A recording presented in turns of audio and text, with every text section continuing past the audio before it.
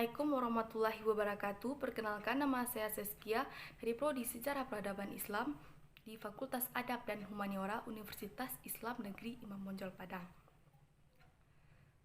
Baiklah, pada video kali ini saya akan menjelaskan tentang filologi. Pasti sebagian teman-teman ada yang belum tahu tentang filologi, bukan?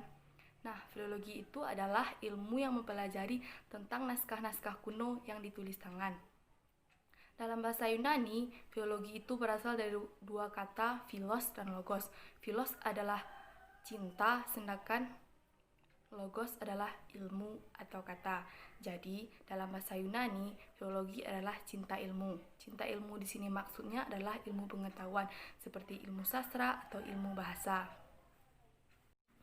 Nah, sebagian teman-teman pasti juga bertanya, apa sih guna ilmu filologi itu? Nah, jadi misalnya seperti ini. Misalnya, saya ingin menulis tentang sebuah kerajaan, misalnya kerajaan Pagariuang. Di suatu daerah Batu Sangkar, berdirilah sebuah kerajaan yang bernama Kerajaan Pagariuang.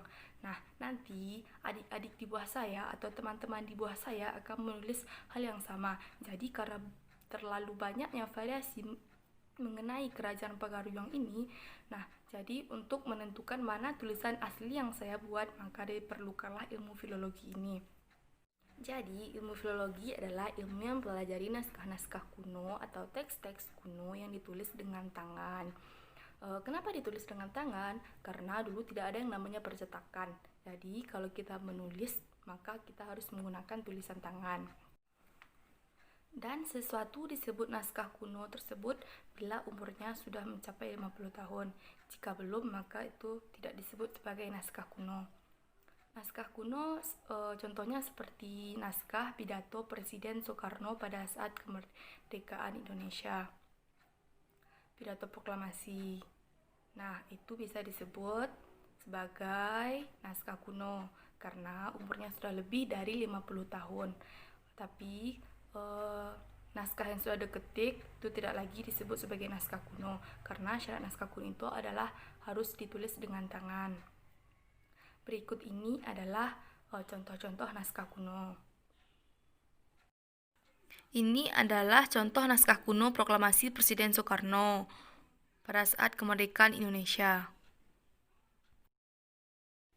Nah, dan ini adalah perbedaan naskah proklamasi tulisan tangan Insinyur Soekarno dan naskah proklamasi yang sudah diketik oleh Sayuti Melik.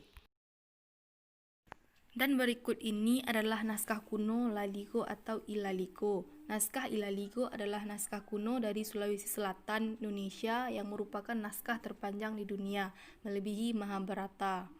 Awalnya Ilaligo merupakan nyanyian yang dianggap keramat. Dan naskah Ilaligo ini ditulis dalam bahasa Bugis kuno.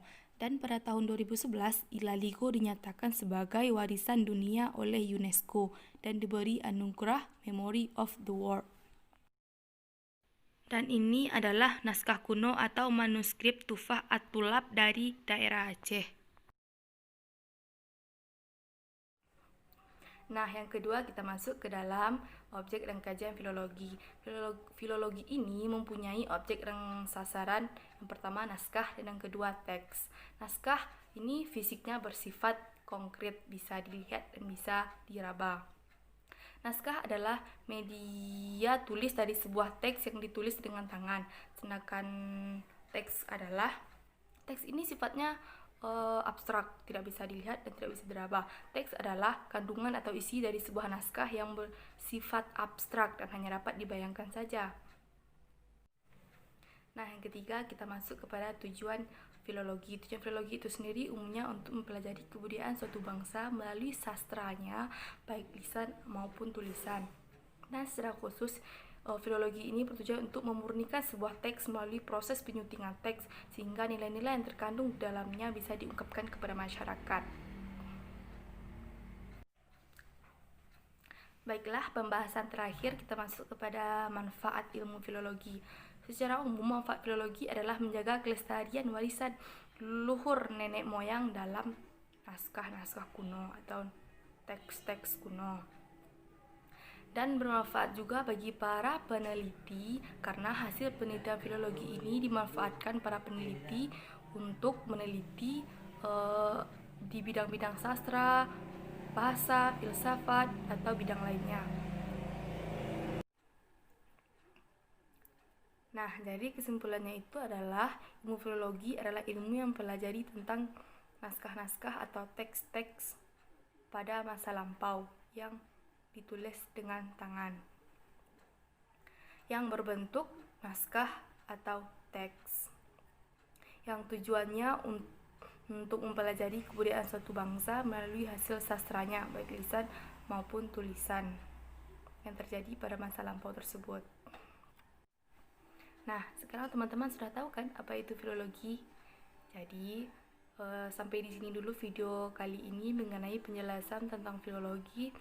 Apabila ada salah kata, saya mohon maaf dan mohon undur diri. Wassalamualaikum warahmatullahi wabarakatuh.